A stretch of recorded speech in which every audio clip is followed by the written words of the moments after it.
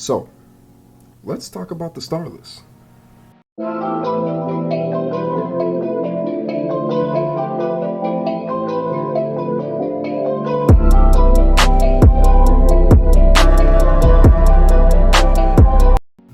With the introduction of the new enemy type, the Starless, we're going to be thrust into a hard battle testing not only our skill, but also the builds we've created on Alio. In this video, I'll be giving my thoughts and theories on how the enemy looks and whether it's what I was hoping for, what element they could possibly be wielding, and what direction the story may go in. So let's dip into this. As we were introduced to this enemy not even 2 weeks ago, we don't have much info on them aside from what was shown and what Zavetto told us in the latest chapter release. So with all that being said, a lot of this will be speculation, so don't take this as an end-all be-all, please. This is only my thoughts and opinions. First, we'll go over the look of the new enemy. From first glance, the Starless do have a unique and different look to them from what we've been getting from the Dark Falls of New Genesis, but honestly not too thoroughly impressed. We've only seen 3 enemies, so I'll wait to pass a full judgment on the look of the enemy.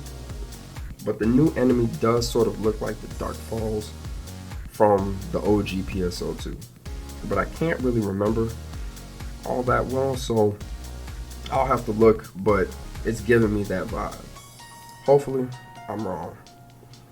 But all in all, I'm not too bummed about the look at this point. I'm just happy we finally have a new enemy type, because good lord, so tired, so tired of the Dark Falls. Now, on to what they could possibly be wielding.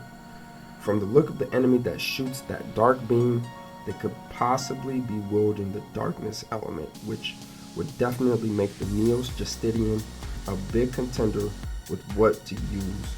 Or they could hit us with a new element type, which could be a neutral, and I'm throwing up the air quotes, element.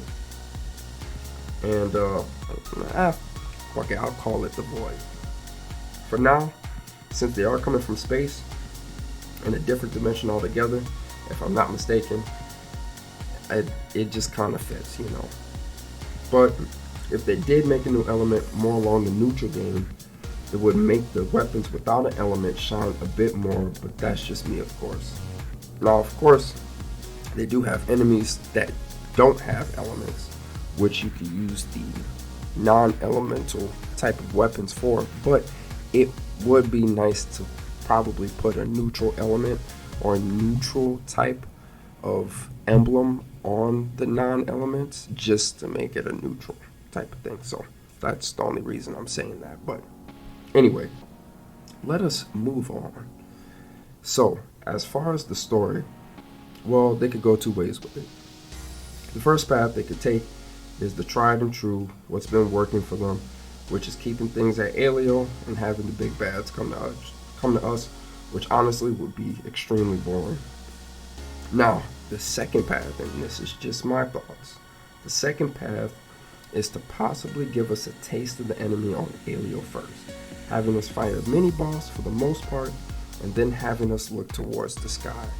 That way, it kind of gives us an idea of what we're going to be dealing with once we go out there. Once space exploration has essentially been confirmed, what I would like to see is for us to go to a new planet, help them out, since the Starless is basically the Reapers from Mass Effect. Then having us out in space dwindling their numbers, while simultaneously having the big bad manipulate everything from the shadows. This would not only still bring mystery to the Starless, where they come from, how they were created, but also make a pretty decent story. Having the boss be someone that we weren't suspecting and hopefully not making it obvious that something or someone is creating them, making them seem like a natural phenomena rather than having a huge floating space castle in the sky with an ominous look. Though we don't know what it was for clearly. It was following the trend of being connected to Dark Falls. Clearly it was being, you could tell, had the same aesthetic look. Anyway, hopefully they'll scrap the idea and actually try to make a compelling story for these next few chapters. Something the gamer can actually invest their time and emotion into versus just kind of just, okay, let's look. I mean, you can make a good compelling story in an anime RPG basically. Now, I'm just gonna go on a rant for a bit, just a little bit. But even though this is an anime RPG, doesn't mean that the story can't be good and have some mystery to it. Granted, having old girl basically be a mole and be part of an experiment, air quotes, experiment, was a decent twist. The fact that you had this floating, ominous castle in the sky that no one said anything about is pretty bad as far as storytelling goes, because good lord, how did nobody mention that?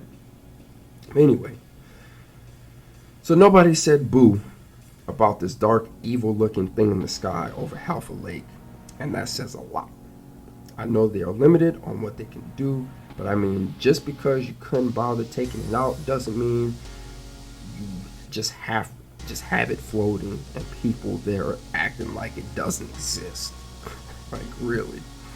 I can only hope that in the near future they get this storytelling right, because huge oversights like this is what makes the story for PSO2 boring and uneventful and damn near predictable. But alright, now that the rant is over, let's get back into this. Now, if you've made it this far into the video, I appreciate you. And let me know down in the comment section below what you hope they do with this story. If you felt the Starless was what you thought it would be, and if we'll be going off-world in this next adventure.